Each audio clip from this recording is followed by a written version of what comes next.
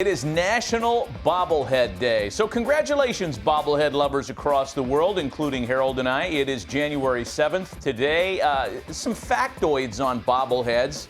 I had no idea that the earliest were found in the 1760s in England. They used to be just mascots. It used to be the same template face, the kind of cherubic, round-faced guy with a different uniform. And then, starting in about 1999, according to our next guest, the Giants gave out a Willie Mays bobblehead, which actually was a likeness of Willie facially, and that started the craze that we know of today with players and front office executives and movie stars and musicians all having true-to-life bobbleheads. Pretty cool stuff, and we're really happy to have Phil Sklar from the National Bobblehead Hall of Fame and Museum on the program today. Hey, Phil, good morning. Thanks for being with us. We understand you have the largest bobblehead collection going, and we can't wait to see some of your stuff. How you doing today? Doing great. Happy National Bobblehead Day, and thanks for having me. Oh, my God, National Bobblehead Day. If there was any doubt that you were from Wisconsin, you just confirmed everything that we knew of you. Let's get right into it, man. Tell us about some of the stuff in your collection and some of your favorites. Yeah, so the collection, we have about 6,500 on display, but we have about 12,000 in the collection now. We get them from teams and organizations that send them in on a daily basis. We started out with a personal collection that just go into games and picking them up, and then it became more of a business, and we started to produce bobbleheads ourselves. So we have quite the collection, and right here in downtown Milwaukee, Wisconsin, short stroll from Miller Park. Hey, Phil, that's like a step up from baseball cards. You know, people collect baseball cards. How did you start collecting bobbleheads? What started for you? So it did start with baseball cards. My dad got me into card collecting when I was little. I probably have 100 of your cards in boxes in the basement of my dad's house. So, it started with that, and collecting just kept going and going, and baseball cards turned into bobbleheads, and here we are with the world's largest collection, and just a ton of bobbleheads. Do you remember your first one? What was your first one? Yeah, so the first one was actually Rocco the Riverhawk from the Independent League team, the Rockford Riverhawks, which is about an hour and a half from here where I grew up, and the other co-founder was working for them and got that bobblehead, and that's really what started it off. What is your favorite Brewers bobblehead? Because they've had some fun ones over the years. I'm waiting for a Jim Gantner, Gorman Thomas bobblehead where they're like slamming a side of ribs and drinking like a ton of beer. That's the bobblehead I think that captures the essence of those guys and that vintage of Brewer baseball. That would be a great one. I think the best one that they've done is Robin Yount on the motorcycle, which was a few years ago. They went back and captured that. But as a Cubs fan, I'm a little bit more on the north side, Chicago, growing up in Rockford, and have a ton of Cubs bobbleheads in the collection. So I know that, and correct me if I'm wrong here, but I believe that the great Steve Perry, who runs the visiting clubhouse at Minute Maid Park in Houston and has been there with the Astros for many years, I think part of his collection made his way to you. Is that right? Yeah, we did get some of his bobbleheads. I think he also donated some to the Baseball Hall of Fame in Cooperstown. We get bobbleheads from all over the place. We've had teams. The day we announced, we had the Marlins send us quite a few bobbleheads as well. So it's just, it's been great to see people embrace the concept. And, 2020 was a year where there were no bobblehead giveaways for Major League Baseball, which is the first time since 1999. So I know fans are really eager to get back, both major leagues and minor leagues, and get some great bobbleheads again. Hey, so the Negro Leagues have been a front and center this whole year, and I got a cool Papa Bell one. They got the old Passaic YMCA where it started in 1920 in the background, but he's broke. Do you guys have these, and can you help me out? Yeah, we actually produced the Negro Leagues bobblehead. So if you look on the bottom of your bobblehead there, you'll see our logo. So we'll get you a new one, and we'll get you a Satchel Paige and a few other guys. That's one of the passion projects. I went to the Negro Leagues Museum when I was 13 and we were approached to create bobbleheads to celebrate the centennial, and we've done about 80 different bobbleheads now. We created bobbleheads for about 32 of the top players, and half of them had never had a bobblehead before. We thought it was a great way to honor and celebrate the Negro Leagues and those players who didn't get that honor when they were playing. It always works out for you, Harold. You're going to get a whole new collection now just because you showed Phil your broken cool Papa Bell. Phil, I could show you my broken Dennis Eckersley, and I could pimp you for a whole set of Oakland A's bobbleheads, but I won't. I won't do it. We do. Not going to do have that. A really cool Oakland A's Stomper championship bobblehead that has all the trophies from both Oakland and their time in Philadelphia. Hey, show us what else you got there, because cool. I know you have some ready to show us that maybe some we've never seen before. Yeah, we have some of the MLB Thome. personalities like Jim Thome.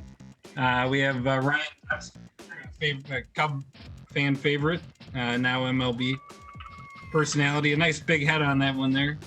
Wow. Got Pedro. It's from the 1990s, late 90s, early 2000s. Heard there's Now that some one, Oakland- hey, that Pedro one, Phil, looks like the Willie Mays one that you talked about starting the whole craze in 1999.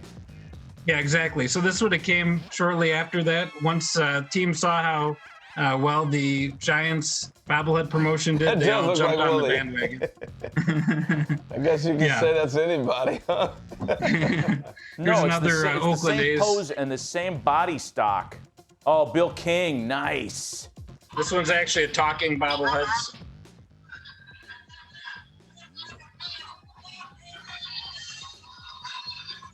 Yeah. That's got to be Reggie. Reggie back in the day. Reggie's cool. Yeah, You could do a bobblehead. Phil, you could do one of Matt and have Matt singing on the home run like he did doing the Archie Bunker theme back in the day. Yeah, that would Yeah, no, definitely you know, that would be fun. Harold, you never had a bobblehead. Do I have that right? The Mariners have never done a No. Harold Reynolds bobblehead. Shame on them. Yeah, No, we you did know some what? research When yesterday too. Well, when I played, when they first came out, when I first started seeing them, it was Griffey, really. So obviously, looking at that graphic you open things up with, Matt, 1999, I was done. So if you weren't a star, like big time, you weren't getting a bobblehead early on. That just didn't happen. So Yep. Yeah, but it I'm wasn't saying until now, 1999. you're a big name in baseball now. You are a noted Mariner. This is a shout out to the M's. Harold Reynolds bobblehead day needs to happen in the next 2 years. That's all I'm saying. Phil, you can make that happen too. We're gonna lobby for it. Yeah. Hey, Phil, let me ask right, you this well, thank before you, we guys. say goodbye to you, because we all have a collection. I mean, baseball cards have ranges of values. Most of them aren't worth anything anymore, but if you're sitting on one of those old Hannes Wagner cards, you could retire. Is there a bobblehead that's the most valuable, or a set of them? Yeah, there's actually quite a few that are, in the $1,000 range, but there's one that you flashed up before we started talking, the New York Yankees oversized bobblehead, actually one sold in 2020 for $90,000, and that's sort of the holy grail, and there it is. Yeah, if anybody has one of those in the attic or in the basement, definitely take good care of it or send it our way. We'd be happy to put it on display. well, that looks like a Christmas ornament. Hey, I want to ask you this. I was looking at the Pedro one you're showing. Have you ever had a player complain, like, that doesn't look like me, you gotta fix that? You ever had that happen? Yeah, we definitely see that, but now the process, people get to see it while it's in production, so you can definitely make tweaks. But yeah, there's definitely some of the stories out there where it doesn't look like the person, and there's sometimes they get recalled as well. That's the we've same got a body as glowing, that. Snowball. It's the snow globe It's the doesn't same look like body that, as the Willie Mays. Is that Willie Mays one worth anything from 1999? Yeah, they sell for anywhere between $50 or $100 depending on the condition. So we have one prominently displayed on our history timeline, and I think it's one that'll go up in value, especially as bobbleheads continue to be popular. But we do see, bobblehead given away at a game could go for the next day, $100, $200 if it was rare or, a hard to get ticket. So, all right, what's the Phil, give highest us a little value pop. you've seen? Where can You were both bobbling at the same time. I was going to say, what's the highest value that you've seen then? You talked about maybe one selling for $200, but what's the highest number that's come back? Yeah, so the Yankees one for $90,000 was definitely the highest priced bobblehead we've ever seen sold. But we see a lot in the $1,000 range, especially for some of the 1960s ones. Roberto Clemente, the 1960s sells for sometimes $2,000, $3,000. But yeah, there's definitely some out there that can fetch quite a bit of money. So give us a little plug here. How can people find you online? When can they visit the museum? Give us the operating hours. Is it open 5 days a week? Give us what we need to know. Yep, so we're at bobbleheadhall.com, and you can go to bobbleheadhall.com/virtual tour and actually walk around the full museum 360 degrees for free. We're closed right now due to the pandemic, but normally we're open 7 days a week. Every day of the year except for a couple holidays, and hopefully we'll have visitors back soon. We've had visitors from all 50 states and 25 countries since we opened, and it's been a lot of fun, and hopefully we'll have visitors back and fans back at the ballpark. And especially when visiting teams come to town, we get a lot of the fans and even sometimes a player or two or announcers, and it's always fun to interact with them.